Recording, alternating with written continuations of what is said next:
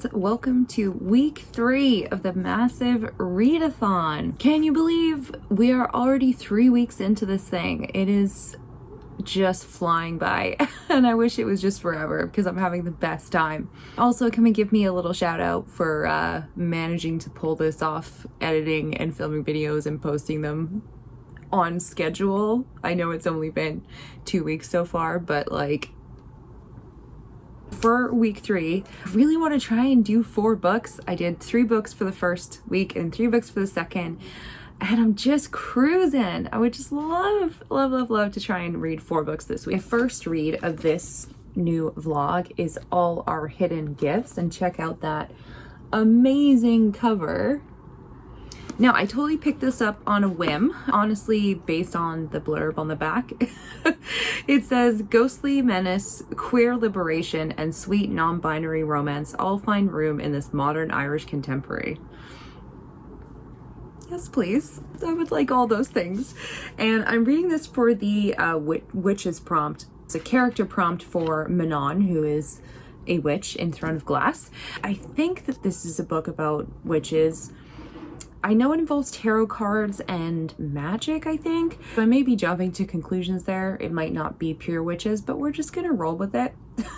I hope for the best. Maybe this will have witches in it, and if not, I don't know. We'll find another prompt to add it to. I literally just started it, so I'm on page 4. But I will say, the first 4 pages have been quite funny, which is great.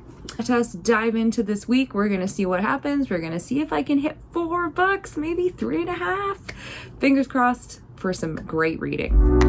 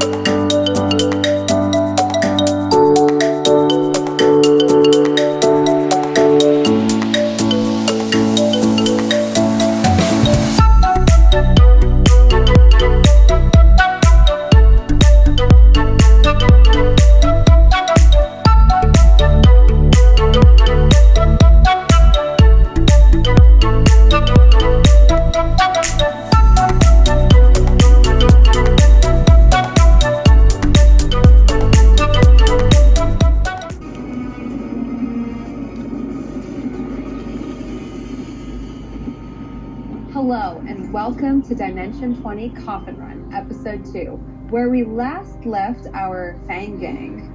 They were in pause for You guys, I got the best book mail today. 2 packages. That's 4. 2 packages. And I wanted to show them to you guys. Become obsessed with this company, Literary Goods. My friend Ursula, she's a rep for them, and she got me addicted, so thanks for that. And they basically make really cool bookish candles. You've probably seen them in a few of my other videos. But they did a release of new scents, and one of them is the Upside Down. So I picked that up, and it smells really good. It's bourbon, vanilla, toffee, sandalwood, and clove. And then there's some little glitter. And then I also grabbed Morally Grey All Day, which is my fave. And this is Earl Grey tea and sugar. And it's so good. Like, that's probably my favorite one so far out of all the scents that I've gotten. I just love a tea candle. Like, I got like a rose tea one recently that was really good.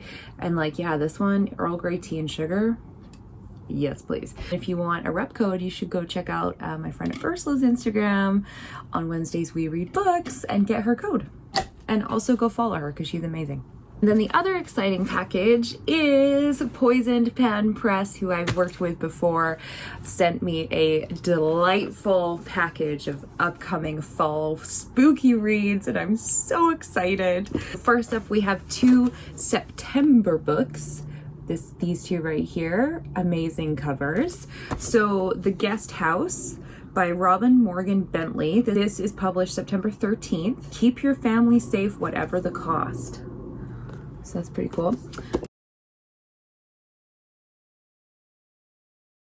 So, The Guest House. All those accolades used for thrillers, unputdownable, twisty, dark, chilling, vivid, explosive, intense, and heap them on because this book is just that good. Dang. Jamie and Victoria head to the English countryside for one last holiday before their first baby arrives, where they are warmly welcomed to a charming guest house run by the elderly couple who run it. On the first morning of their trip, Victoria starts to feel contractions, and as they rush to leave for the hospital, they find their keys and phones are gone. All the windows and doors to be locked from the outside, and their hosts are nowhere to be found. Well, shit. The next September book is Darcy Coates, who I recently read my first book From Below, which I'm obsessed with. It was so good. Go pick that up. This is her next novel, Gallows Hill, which comes out September 6th. Another excellent cover. The whole family has owned the Gallows Hill winery for generations, living and working on the beautiful grounds where they grow their famous grapes. However, there's something at play on the property, and the locals whisper that the site of the old prison yard, located on what is now winery property, is cursed. Margot, daughter of the winery owners, has not seen her childhood home in years, but when Margot's parents die unexpectedly, she inherits the house, the winery, and all of her family secrets. Now that she's alone on the sprawling, dilapidated property, she begins to believe the curse is more than real and that she may be the next victim of the house that never rests. Well, I'll tell you, I have very high expectations for this one because she thoroughly scared me, which is hard to do in her last book. So I'm expecting some very spooky ghosts. I mean, might not be ghosts. It could be a serial killer. I don't know. And then we have 2 October releases right here. First one, this is coming out October 4th. Book of Knives by Lise Haynes. An irresistibly unsettling psychological thriller with a locked room setting. That's exciting. At an abandoned summer camp. Whew. Where a dysfunctional family begins to implode as secrets rise to the surface and a cherished set of knives begins to disappear. One finely honed blade at a time. That's really specific. Recently widowed and grieving for her first husband, filmmaker Nora married his best friend Paul after he comforted her in the months following her loss. This is a lot. This is a lot. When Paul received some distressing news from his family, he and Nora agreed to drive to Hidden Lake, Paul's parents' summer campsite, to fix up the buildings there that Paul's aged parents can no longer maintain.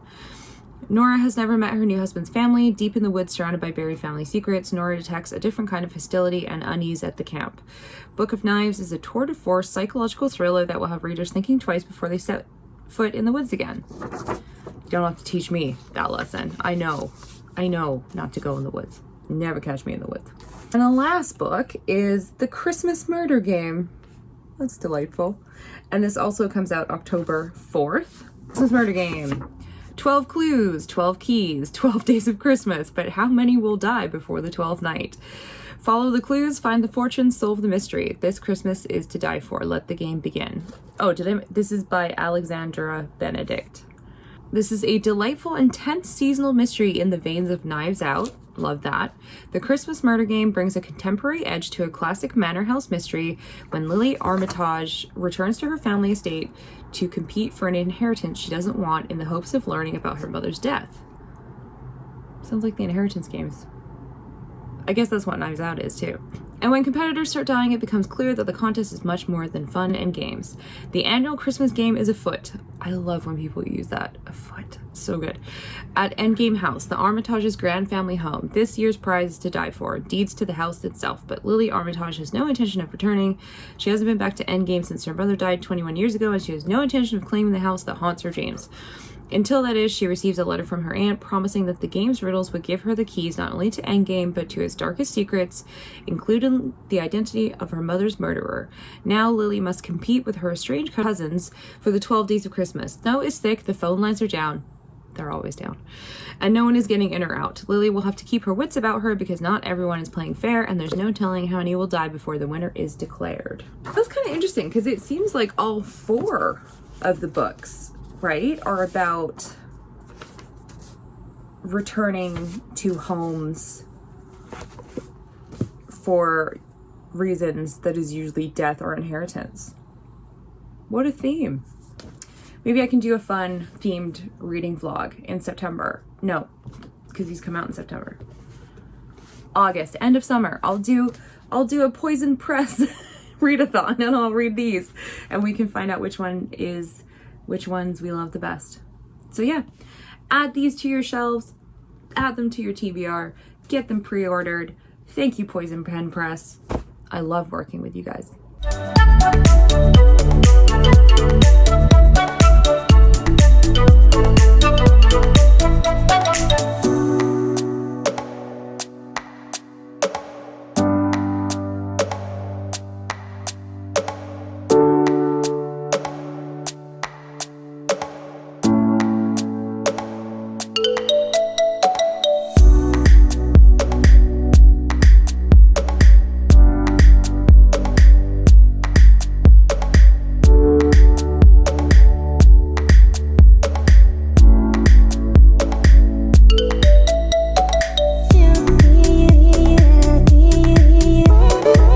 Okay, I'm going to do a quick reading update.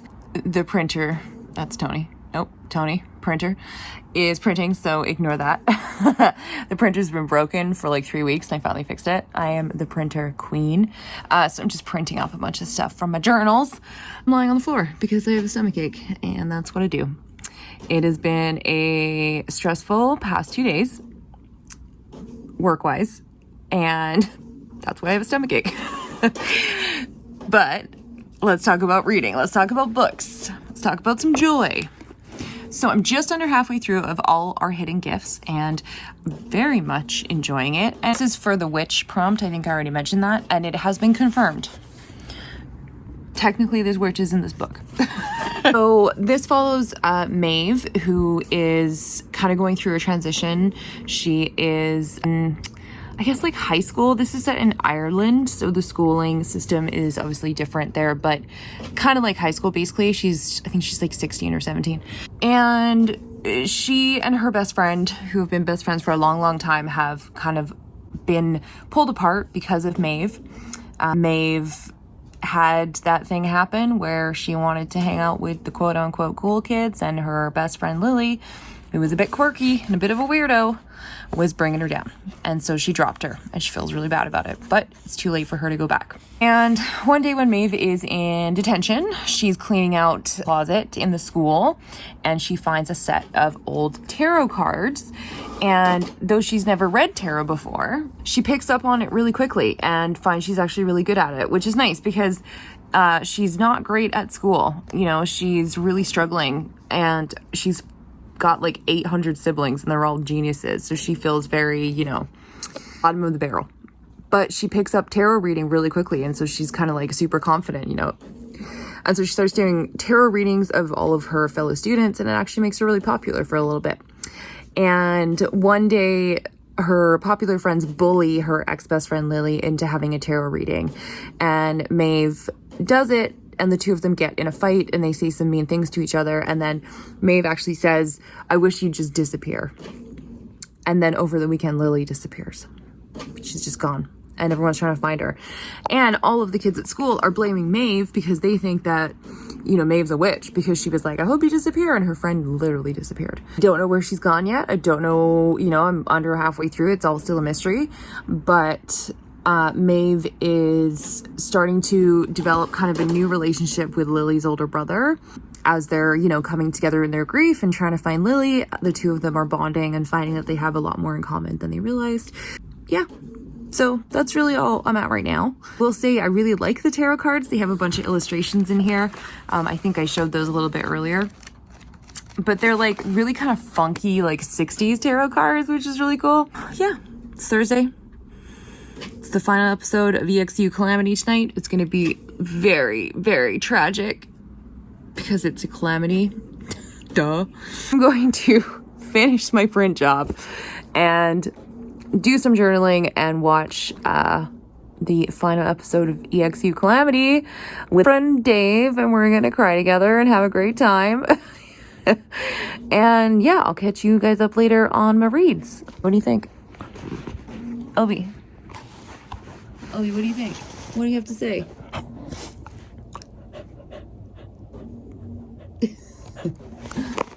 Okay, bye. You do have 3 hit points. Maybe you'll survive this. Why don't you come to this side of the table? Kill one of them. He counterspells it with a 9th level spell slot and smashes you into the floor and breaks your spine. Oh my god! And he heals you again and.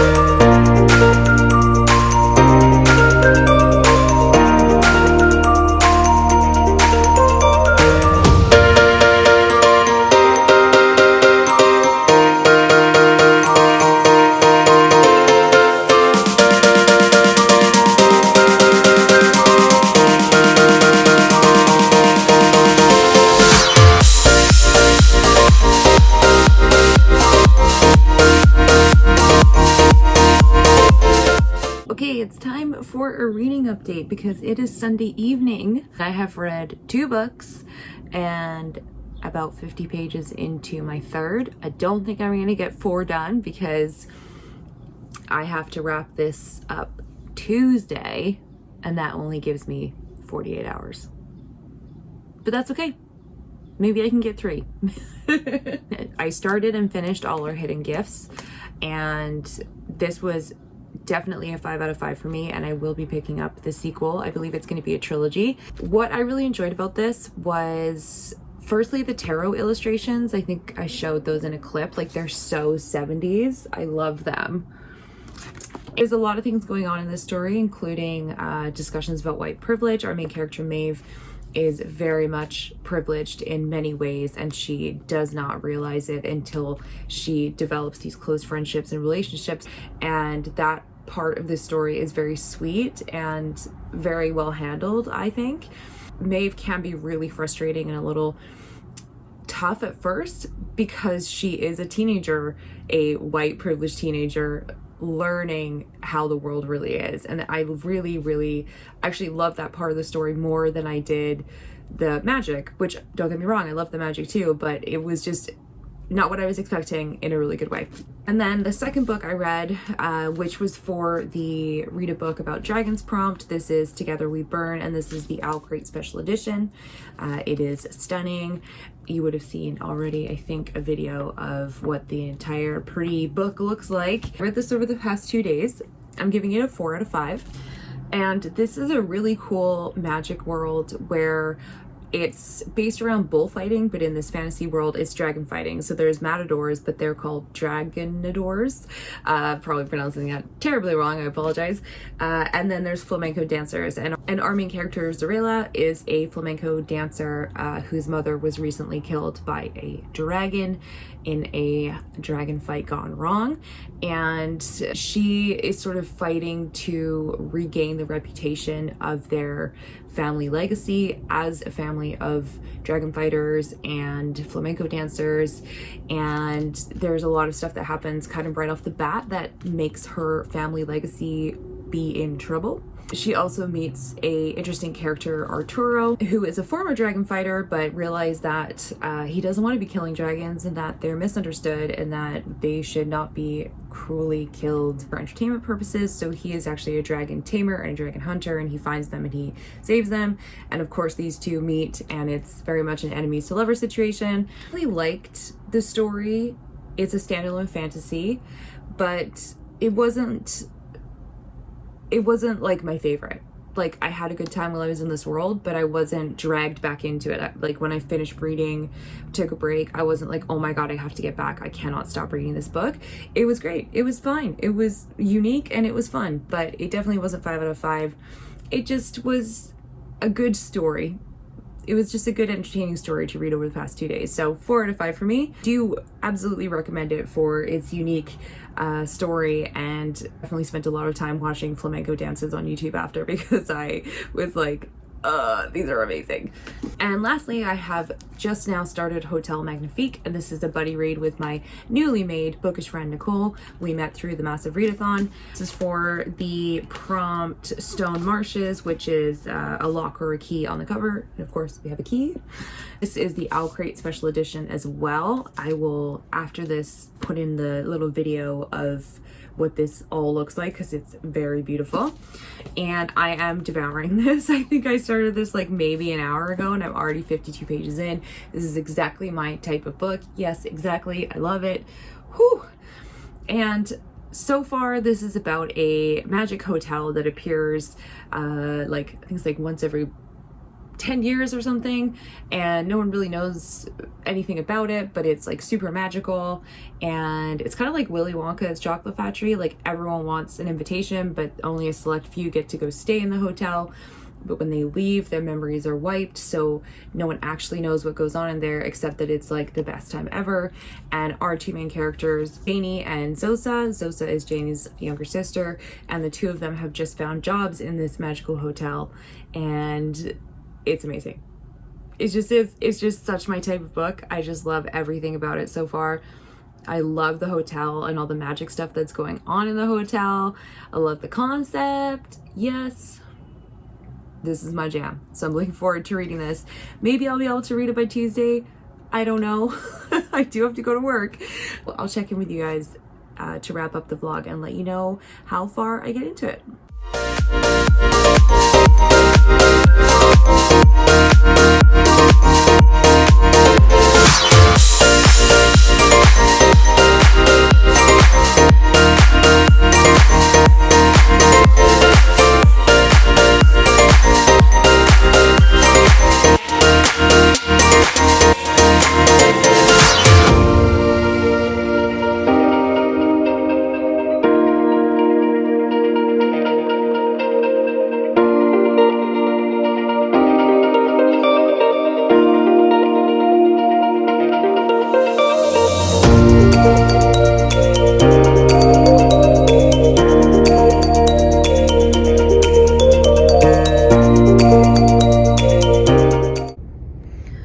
decided to get ourselves a new office mascot.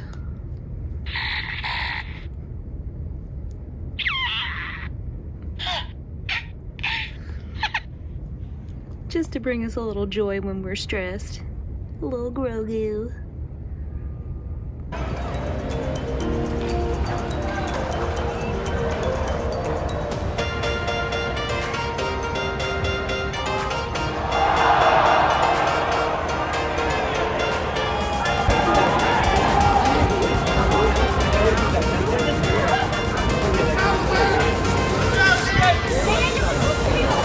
No se alcanza a ver.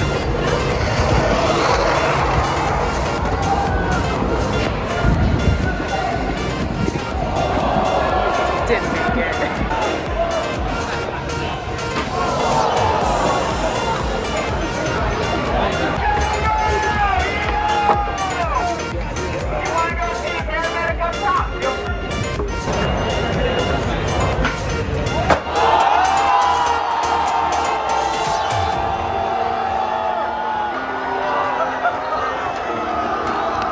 All right, it is time to wrap up week 3. I had to think there. Week 3 of the massive readathon. So I did not end up finishing Hotel Magnafique.